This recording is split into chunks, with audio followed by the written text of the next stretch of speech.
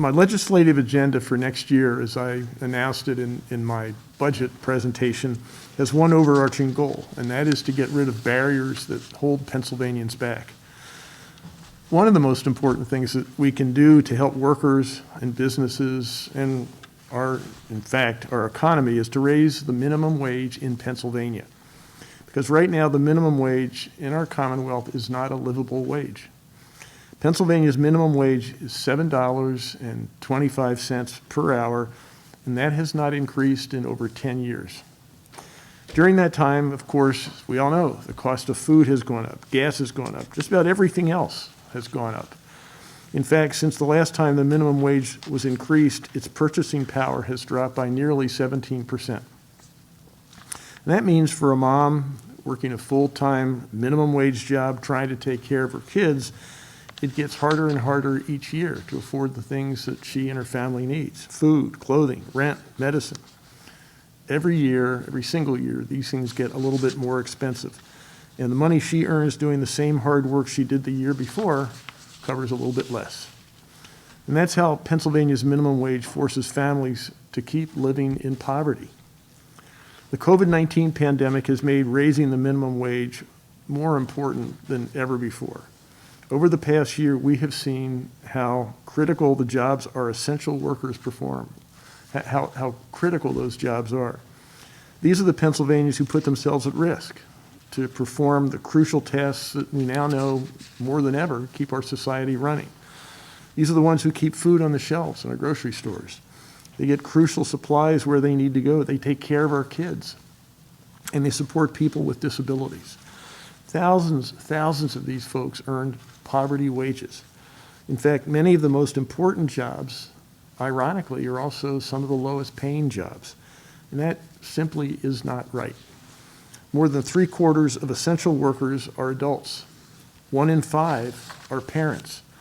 Essential workers are moms with kids, seniors trying to supplement their retirement savings in the face of the skyrocketing cost of living. They're hard workers, and they're doing hard jobs who deserve to make a living wage in return for their labor. Our Commonwealth's essential workers deserve better. That's the point. They deserve a livable wage, and the sad thing is they could earn more doing the same job in 29 other states that have already raised the minimum wage, including all of Pennsylvania's neighboring states in this part of the country. Other states, including red states like Florida, are already on a path to $15 per hour. The point is, Pennsylvania workers are being left behind, and all of us are suffering for it. This isn't about pitting workers against business owners, because businesses also stand to benefit from a higher minimum wage. Increasing the minimum wage puts more money into the pockets of workers, which gives local businesses, actually businesses all across Pennsylvania, more customers.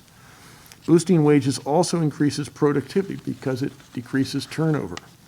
Raising the minimum wage allows Pennsylvanians to work their way out of poverty. It saves tax dollars. It helps local communities. And that's why I'm proposing that we increase Pennsylvania's minimum wage to $12 per hour effective July 1st, 2021, this year, with increases of 50 cents each year until the minimum wage reaches $15 per hour on July 1st, 2027. Increasing the minimum wage to $15 an hour will give more than 1 million hardworking Pennsylvanians a raise. I think it's 1.1 million. No one who works hard in Pennsylvania should be living in poverty, period. I'm pleased that the Biden administration also sees the importance of ensuring that workers earn a living wage. But Pennsylvania cannot wait for the federal government to act. We have a responsibility right here to the workers right here in Pennsylvania. And we must act now, right here in Pennsylvania, to raise our minimum wage. So I implore the leadership of the General Assembly to listen to the needs of ordinary Pennsylvanians. Raising the minimum wage will help workers. It will bring more money into local businesses. It will stimulate our economy. But most importantly, it is the right thing to do. Thank you. And now I'm going to turn it over to Senator Tartaglione. Tina. Thank you, Governor. I appreciate your steadfast commitment to raising the minimum wage, an issue which has always been my top priority. And I know the Pennsylvania's workers very much appreciate your advocacy too. As I've often said, it's been more than 14 years since the Pennsylvania General Assembly last raised the minimum wage. And it's been a dozen years since our minimum wage workers had been granted even a nominal raise. In that time, consumer prices have continued to decline, executive salaries have soared, and America's income inequality has become the worst in the industrialized world.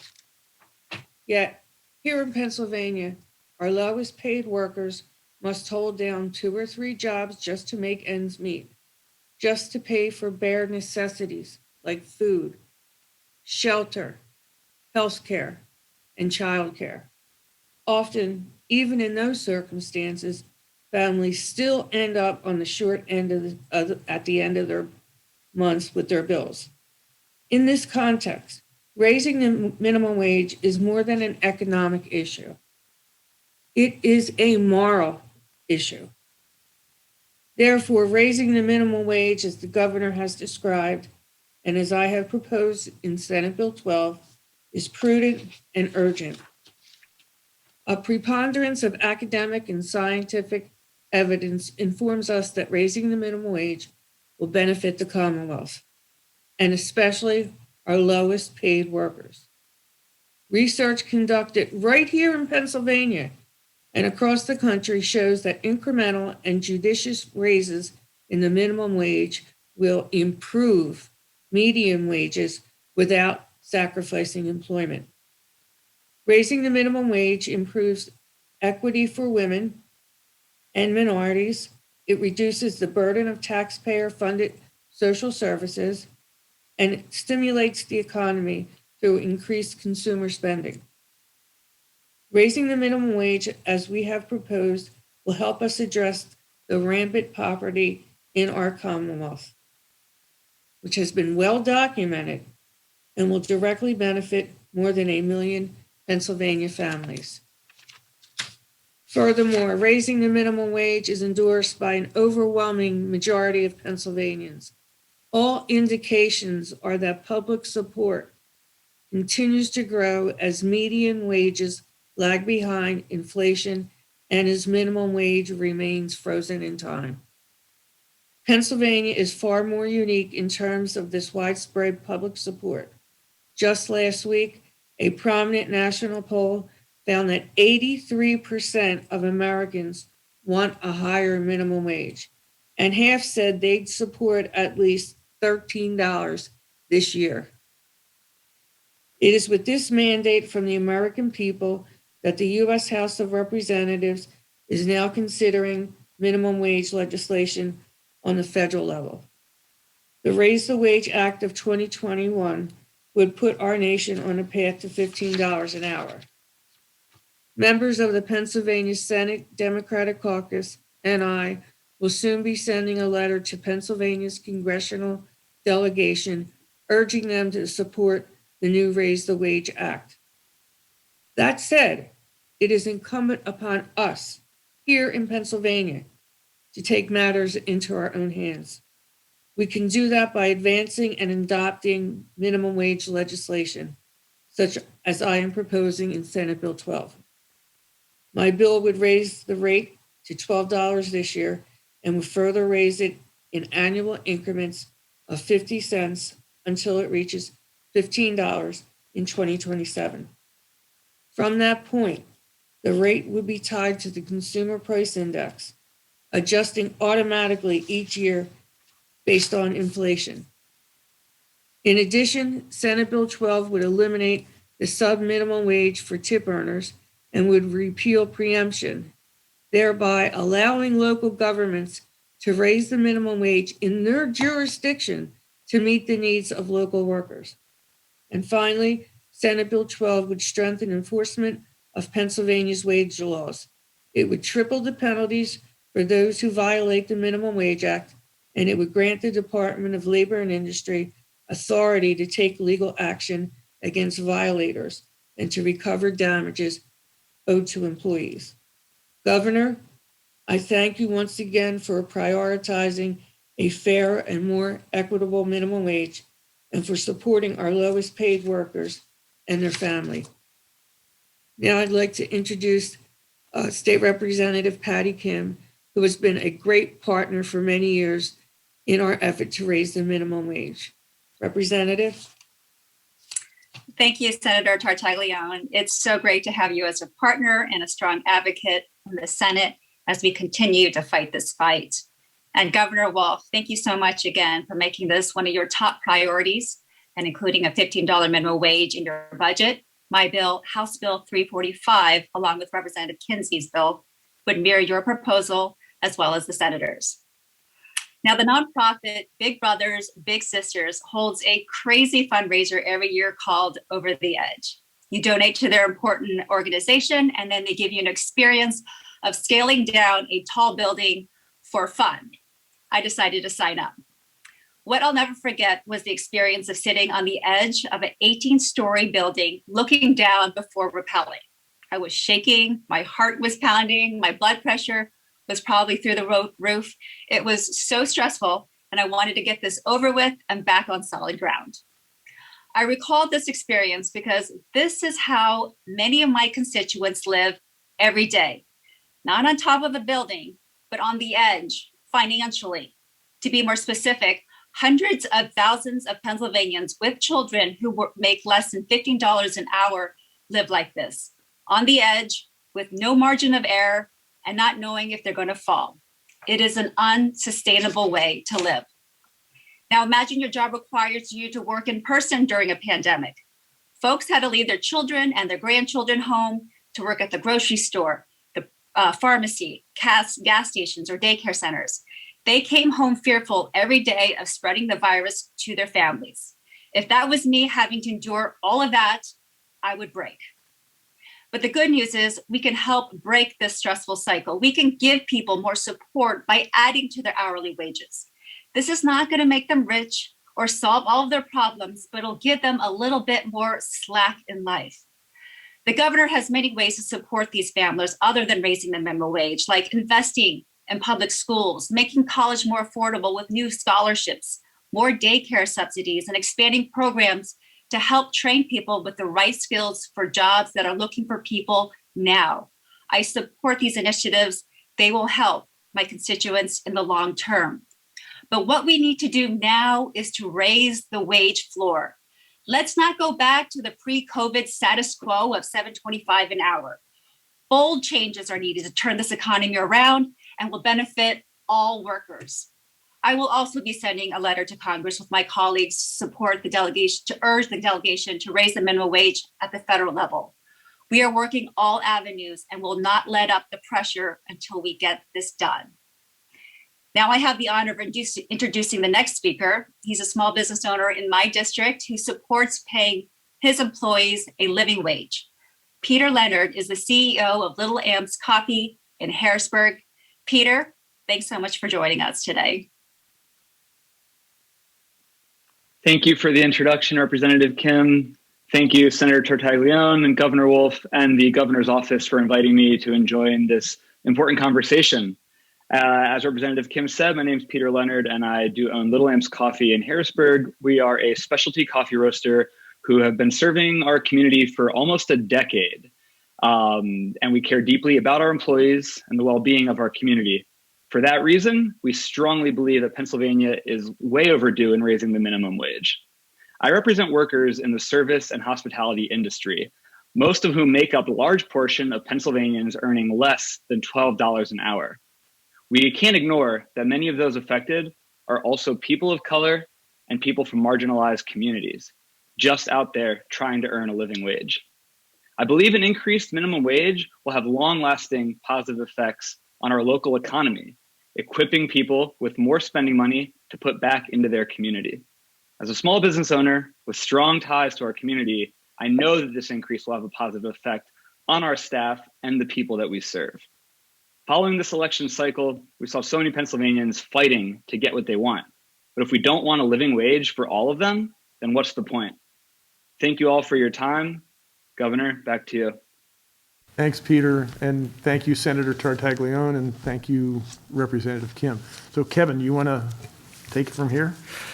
Yes, I'd be happy to. We do have some questions from reporters. We'll call on you. As a reminder, we are using Zoom for several speakers, so please try to direct your questions to a specific speaker. We will begin with Flora Pastorero of Penn Watch. Flora, please unmute and ask your question. Thank you. Good afternoon, Governor. Many small businesses are saying that now that we're in a pandemic, that this is the absolute worst possible time to raise the minimum wage. They're already struggling. And if they have to pay their workers more, ultimately, they're going to have to increase the cost of their goods and services and pass that on to consumers. What do you say to small businesses that are feeling that way? Well, I'll turn it over to Peter in just a minute, but again, before I became governor, I was in business, and my business also had traditionally lumberyards, low wage jobs, and what I found is that if you pay your workers fairly, even in these low entry-level jobs, you end up getting a lot better productivity, and you become more profitable. So and the economic literature seems to be, it's very hard to find any indication that actually treating your employees more fairly ends up being worse for your business. In fact, just the reverse. The better you treat your employees, the better your business does. Peter, you want to weigh in on this? Yes, thank you, Governor. I would just echo that. If you treat people with respect and dignity and do your best to help them earn a living wage, what you will get back is almost invaluable. I don't believe that a raise in minimum wage will put any stress on our business, but in turn allow us to continue to grow, to promote folks, and to expand what we do. All right, thank you. Our next question is from Ron from Penn Live. Ron, please unmute and ask your question. Yes, good afternoon, Governor. I wanted to go back to 2019, late 2019, the Pennsylvania Senate actually did vote overwhelmingly to raise the minimum wage, be a bit more modestly than you'd proposed, but by a pretty significant margin, they voted to raise it to $9.50 per hour. So sort of with that history in mind, I was just wondering, Governor, if you've been reaching out to Senate President Corman or other Senate leadership, since they've shown a willingness to go a little bit higher in the minimum wage, if you've had any preliminary discussions about raising the minimum wage this time around. Yeah, I mean, I've had conversations with the leaders, Republican leaders in both chambers about my budget proposal, including the minimum wage, and the early conversation is really let's have a robust conversation of this. But you make a very good point that I think Republicans in both the Senate and the House have already shown an appetite for raising the minimum wage. As to how high they want to go or how they want to do this, I think we've had all kinds of conversations, and those will continue. And I have every confidence. I have calls this afternoon with chairs of the Appropriations Committee in both the Democratic and Republican side, and we will continue these conversations. But I agree with you that there's a sense that among everybody that in some form or another we need to actually make a move here. And we now move on to ABC 27. Michelle, please unmute and ask your question. Hi there. Thank you. My question is similar to Flora's. We spoke with mom and pop shops today who said that with the raise, they would possibly need to lay workers off. Anything to be said about that? Again, I'll let Peter weigh in. Just let me say something just in a general sense. If you just, again, my experience is that doesn't happen. There's a great deal of formal economic literature that says that simply doesn't happen. Most recently with New York City raising their minimum wage to $15, you didn't see a loss of jobs. You saw actually lower turnover. You started to see things that are actually very helpful to businesses. So I think that we need to be careful here. One other thing, let's do some back of the envelope calculations here. I think a very, very conservative organization said that we might lose as many as 50,000 jobs in Pennsylvania if we did this. I don't think that's true, but let's just assume that's true, the math. And let's just assume, just for the sake of argument, that going from $7.25 to $12 an hour on average. Some people would go from $7.25 to $12, but there'd be some that would go from $11.50 to $12. So let's assume that the average, very conservatively, is like $1 an hour.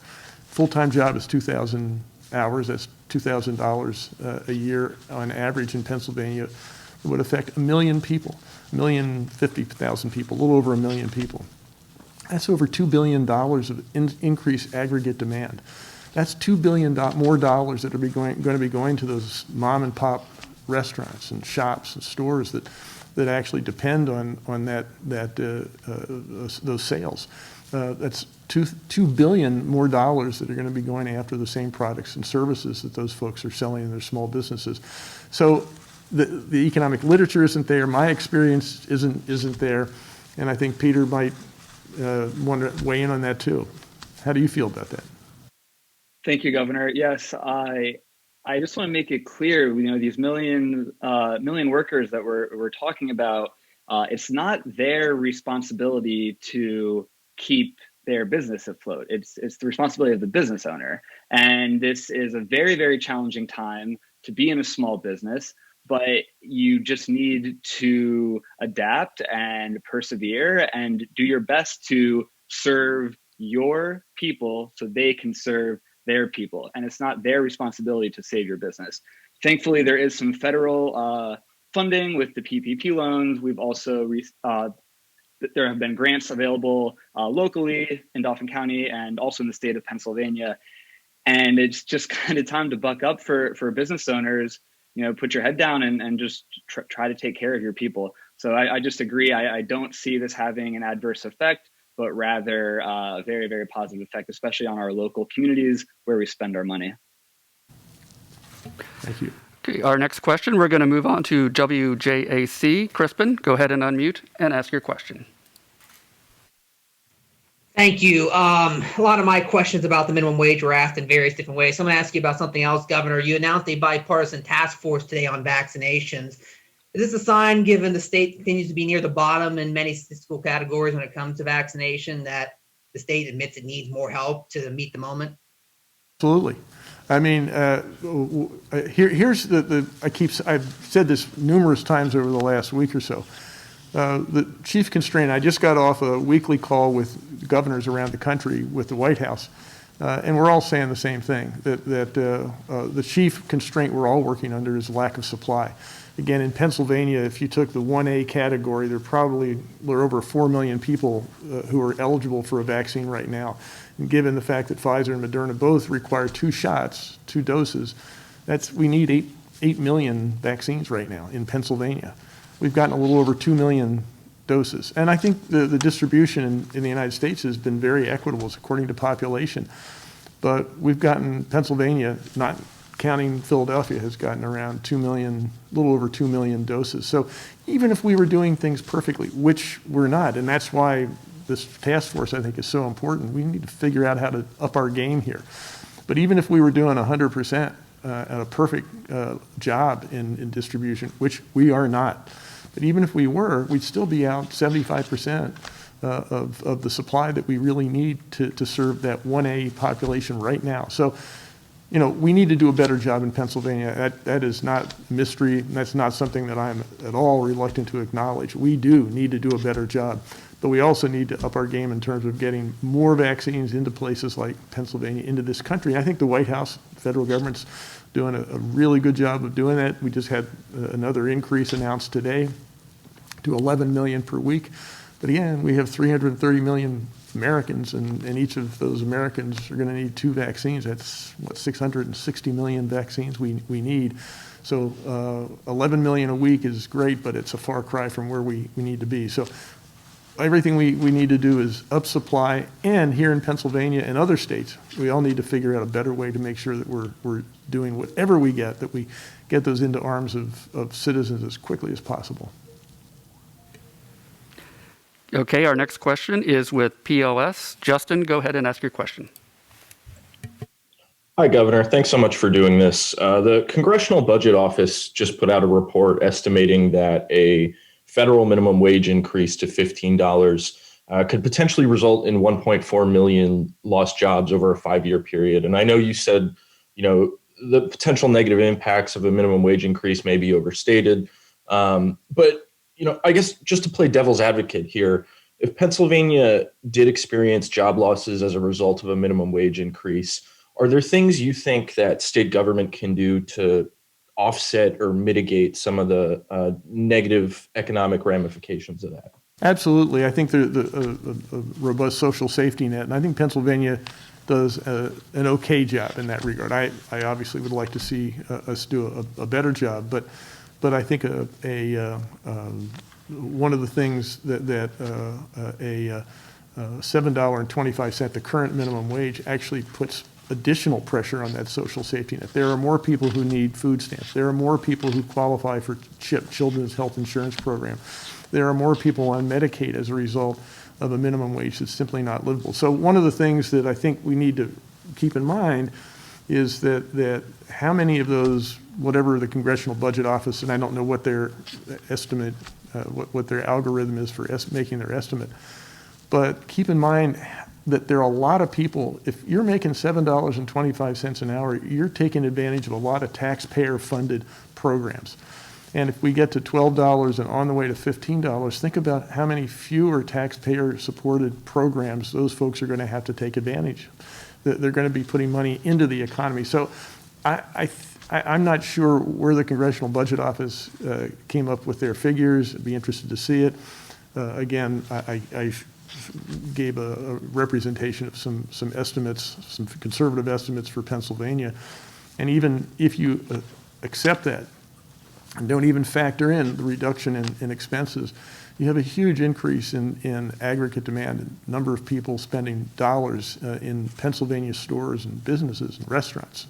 Those are things that I think you need to take into account.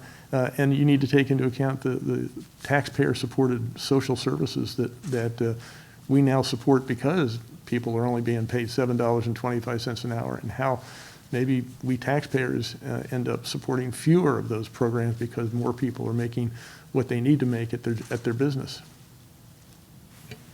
Okay, we're going to move on. Our next question is from Jim at KYW News Radio. Jim, go ahead and ask your question. Hey, Governor.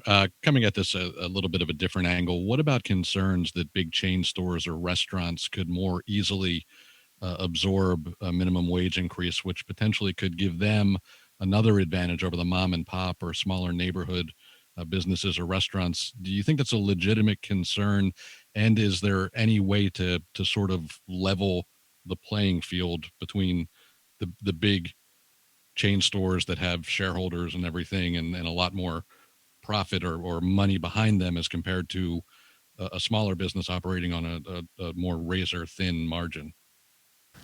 Yeah, I'm not sure that size makes a difference in terms of razor thin margins. I mean, there are big and small companies that go out of business every year. So evidently razor thin margins are not something that's just confined to small businesses. But what is constant across every business is the need for employees to treat customers with respect. You want customers to come back, whether it's Little Amps or Amazon. And if customers are not getting the service they should get, or they feel they ought to get, they deserve, they're not going to come back. And if they don't come back, the company's not going to do well. I don't care whether they're big or small. So whether you're big or small, you need to treat your employees in a way that gets them to say, yeah, we're in the same game here. We really all are together in wanting to make sure our customers are treated fairly, and that they want to come back, because when they come back, that's going to help me.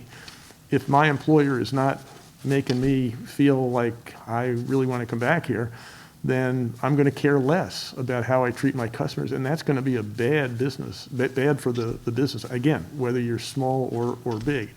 And again, size, it doesn't matter how big or small you are. There are companies that are very big that are struggling. There are companies that are very big that are successful and very profitable. There are small companies that are struggling to survive on a thin margin, and there are also small companies that are very profitable. So size is not the key here. It's customer service, and that starts with treating your employees well. Peter, do you want to add anything to that? Yes, thank you, Governor. I mean, I think you're saying a lot for me that I really appreciate. Just to kind of answer directly the question, we're always going to be in competition with, the big stores, the box stores. It's going to be every industry. And while I think that a competitive wage is a big part of it, I think the bigger issue, and maybe a separate conversation, is the access to healthcare. Just from our experience, that's what really makes you the most competitive. You want to work in coffee and you want to go to Little Amps, or you want to go to Starbucks where they have health insurance. That's a bigger selling point, I believe, for prospective employees. However, just to echo Governor Wolf, treating your people right, paying them the best you can, what they deserve, is the most important that we're trying to accomplish today. Just made a call for more affordable and more accessible health care for everybody. I definitely did, Governor. Yes. Okay, very good. Okay, our final question today will be Bill from the Altoona Mirror. Bill, go ahead and unmute and ask your question. Thank you. If I could return to the vaccine task force issue, what are the one or two most easily implemented improvements that we might expect to see? Like, for example, possibly a centralized registration system? That's a great question. I'm not sure that a centralized registration system will be any better than where we are now. I think the problems we have right now have to do with throughput. How fast are we, sending the limited amount of vaccines that are coming into Pennsylvania? How fast are we getting them out? And that's complicated a little bit by the fact that in some cases, places are trying to be responsible and say, I'm going to hold back that second vaccine so I can make sure that I have that in 3 weeks or 4 weeks, whether it was Pfizer or Moderna, when the person comes back for the second dose. So I think throughput is the key. What we're going to do with the task force is make sure that we have public and private partners sitting around the table trying to figure out whatever the reality of the supply of vaccines, that we do the best possible job here in Pennsylvania. So I'm going to be relying on people who have good logistics experience in the private sector, going to be relying on Republicans and Democrats, senators and representatives. We're all going to be sitting around the table saying, what's the best way we can deal with this situation and ramp up as quickly as possible to get as many vaccines into as many arms as we possibly can here in Pennsylvania. So I think throughput is probably the biggest challenge we have, getting those vaccines in a responsible way, recognizing that you need that second dose, but getting those first vaccines out as quickly as possible, as fast as they come in, get them into the arms. And we need to do a better job in Pennsylvania figuring that out, and that's what the vaccine task force is going to do. Thank you. Thank you, and that is all the time we have today. I'd like to thank Governor Tom Wolf, Senator Tartaglione, Representative Patty Kim, and Peter Leonard, CEO of Little Amps Coffee. Thank you, and that concludes our press conference. Thanks, everybody. Thanks, Senator. Thanks, Rep.